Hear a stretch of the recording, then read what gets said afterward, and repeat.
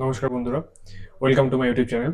তো আজকে আমরা এই ভিডিওতে বরুণ বেভারেজ লিমিটেড যে শেয়ারটি রয়েছে বিবিএল, সেটার বিষয়ে আলোচনা করব। তো প্রথমে আমি যেটা বলতে চাই যে বিবিএল শেয়ারটি কিন্তু এখন অল টাইম হাই থেকে অনেকটাই নিচে ট্রেড করছে। তো এখানে আমাদের একটা ভ্যালু বাইং অপরচুনিটি হতে পারে, তো সেই সব বিষয়ে আজকে আলোচনা করবো এই ভিডিওতে। সেকেন্ডলি, গোল্ডম্যান স্যাক্স নিজেদের একটা রিসার্চ রিপোর্ট বের করেছিল রিসেন্টলি। তো সেই রিসার্চ রিপোর্টের মধ্যে গোল্ডম্যান স্যাক্স হলো বিভিএল কে নিয়ে একটা টার্গেট প্রাইসও দিয়েছিল এবং তার প্রোস অ্যান্ড কনসও দেখিয়েছে সেই রিপোর্টের মধ্যে। সেগুলো নিয়ে একটু ডিসকাস করব।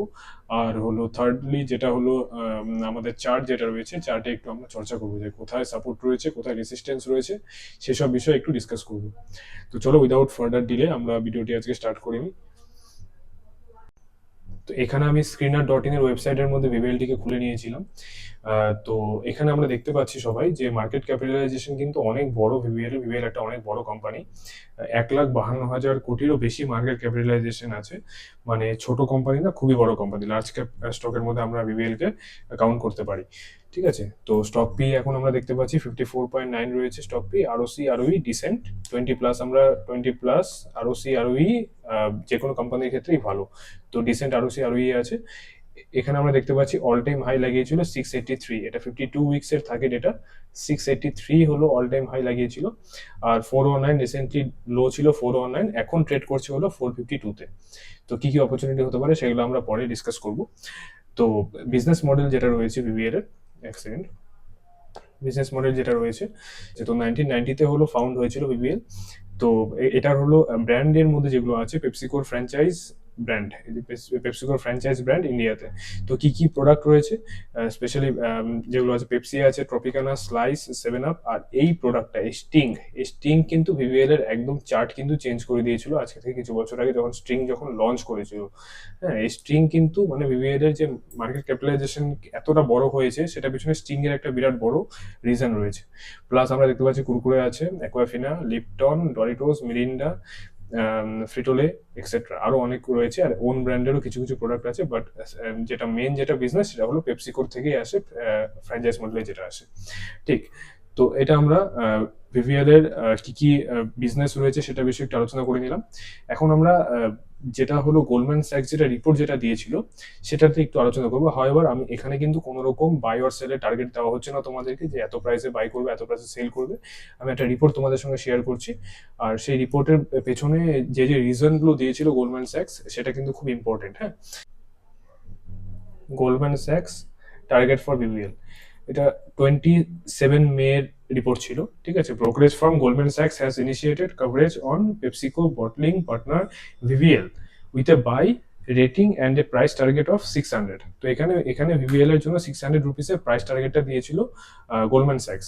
তো এই প্রাইস টার্গেটটা আমাদের কাছে বড় বিষয় না, বড় বিষয় হলো কেন দিয়েছে, যে cites multiple growth levels and favourables. তো কি কি পয়েন্টগুলো ভিভিএল এর দেখিয়েছিল গোল্ডম্যান স্যাক্স রিপোর্টের মধ্যে, সেটা হলো সব থেকে বড় আমাদের বিষয়, যে যে জিনিসগুলোর উপর ডিপেন্ড করছে তাদের গ্রোথটা। যে কারণ প্রাইস তো বাড়বে, এমনি এমনি তো বেড়ে যাবে না, সেটার পিছনে রিজন রয়েছে নিশ্চয়ই। তো রিসেন্টলি আমরা যদি রিপোর্ট দেখতে পারি, মানে যেগুলো কোয়ার্টারলি রেজাল্ট যেগুলো বেরিয়েছিল, তো কোয়ার্টারলি রেজাল্ট লাস্ট এই কোয়ার্টারে তো এখনো পর্যন্ত রেজাল্ট বেরোয়নি। তো লাস্ট কোয়ার্টারের যে রেজাল্টটা ছিল, সেটা আমরা যদি একটু নজর দিই, সেখানে আমরা দেখতে পাচ্ছি যে মার্চ কোয়ার্টারে 5,567 কোটি সেল হয়েছিল, যেটা লাস্ট ইয়ারের মার্চ কোয়ার্টার থেকে 4,317, মানে ওটার থেকে বেশি আছে। তো অল টাইম হাই ভিভিএল এর সেল কিন্তু আমরা অলওয়েজ ইয়ার অন ইয়ার বেসিসে আমরা চেক করি, আমরা কোনো সময় কোয়ার্টার অন কোয়ার্টার বেসিসে কিন্তু ভিভিএল এর প্রাইস চেক করবো না, মানে সেল চেক করবো না। তো সেল হলো আমাদের 2800 থেকে বেড়ে হয়েছিল 3800, 3800 থেকে 4300, 4300 থেকে জাম্প করে কিন্তু 5,500।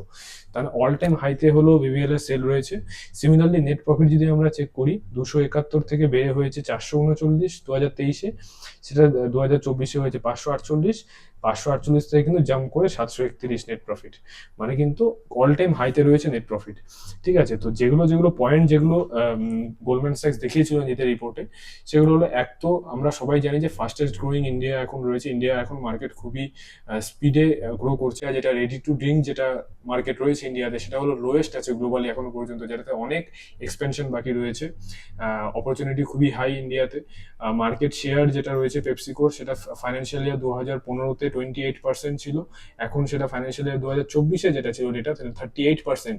ভিভিএল is the main reason for this, এটা গোল্ডম্যান স্যাক্স রিপোর্টে আছে।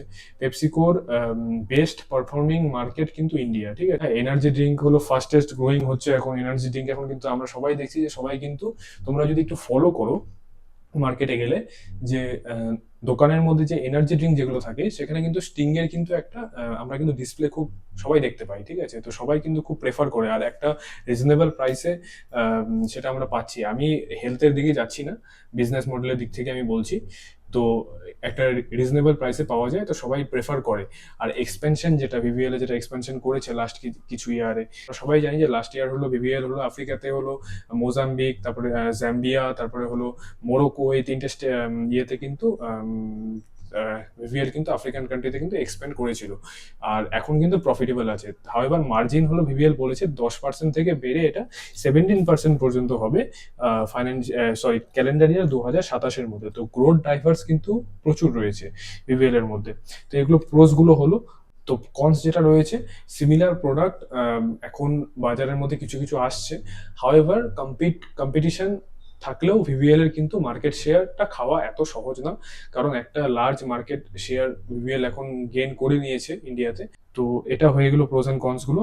তো চলো আমরা এরপর সোজাসুজি চার্টের মধ্যে চলে যাই, কতটা প্রাইস ডাউন রয়েছে অল টাইম হাই থেকে সব আমরা দেখে নেবো চার্টের মধ্যে। তো অল টাইম হাই থেকে কিন্তু অনেকটা ডাউনে রয়েছে। হ্যাঁ, এটা হলো লাস্ট ডের ক্লোজিং ছিল হলো 452.25, লাস্ট ডের ক্লোজিং 1.5%-এর মতো ডাউন ছিল ভিভিএল লাস্ট ডেতে। তো অল টাইম হাই লাগিয়েছিল হলো ভিভিএল মোটামুটি 680-র কাছাকাছি। আমি যদি চার্টটাকে একটু ছোট করে দেখি, এটা ডে 1 ডে চার্ট আছে এটা। তো 680-র কাছাকাছি কিন্তু ভিভিএল কিন্তু অল টাইম হাই লাগিয়েছিল, সেটা আমরা দেখতে পাচ্ছি 680, নিয়ার অ্যাবাউট 680। তো আমরা সবাই দেখতে পাচ্ছি এখানে যে অল টাইম হাই থেকে কিন্তু ভিভিএল কিন্তু প্রায় নিয়ার অ্যাবাউট 33%-এর মতো ডাউন রয়েছে, ঠিক আছে। তো এই জায়গা থেকে এটা যদি অল টাইম হাইতে যদি যায়, তাহলে কতটা গেইন আমাদের হতে পারে সেটা আমরা এখন একবার দেখে নেব। এটাকে প্রথমে ডিলিট করে নিচ্ছি। তো এখান থেকে যদি অল টাইম হাইতে যদি যায় আবার, নিয়ার অ্যাবাউট কিন্তু 50%-এর কিন্তু গেইন কিন্তু আমরা দেখতে পাচ্ছি, ঠিক আছে। তো এটা একটা আমাদের ভ্যালু বাইং অপরচুনিটি আছে এখানে, কারণ এত বড় শেয়ার যখন নিজের টপ থেকে যখন 33-34% যখন ডাউন থাকে, তখন সেটা কিন্তু আমাদের কাছে একটা ভ্যালু বাইং অপরচুনিটি হওয়া উচিত। তো তোমরা সবাই আমাকে বলো যে কেমন লাগলো তোমাদের আজকে আমার এই ডিসকাশন, ঠিক আছে। তোমরা যদি আরো এরকম ভিডিও যদি চাও কোনো পার্টিকুলার শেয়ারের উপরে, তাহলে আমাকে একদম কমেন্ট করবে, ঠিক আছে। আমি চেষ্টা করবো সেই শেয়ারের বিষয়ে ডিপ অ্যানালাইসিস করে তোমাদের সামনে তুলে ধরার, ঠিক আছে।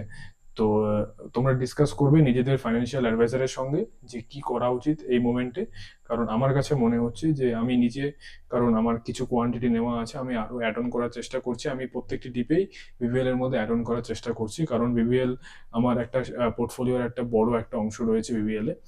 তো ঠিক আছে, তো কোনো রকম বাই অর সেল অ্যাডভাইস হিসেবে নেবে না আমার এই ভিডিওটিকে, এডুকেশন পারপাসে হিসেবে নেবে। আমি কিন্তু তোমাদের সামনে অ্যানালাইসিস তুলে ধরেছি পুরোটাই, যে কি কি রয়েছে সেখানে, কি কি প্রোস এন্ড কনস রয়েছে ভিভিএল এর।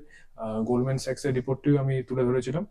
তো তো ঠিক আছে, তাহলে আজকের মতো এখানেই বিদায় নিচ্ছি, আবার নেক্সট ভিডিওতে দেখা হবে তোমাদের সবার সঙ্গে, ঠিক আছে। নমস্কার, ধন্যবাদ।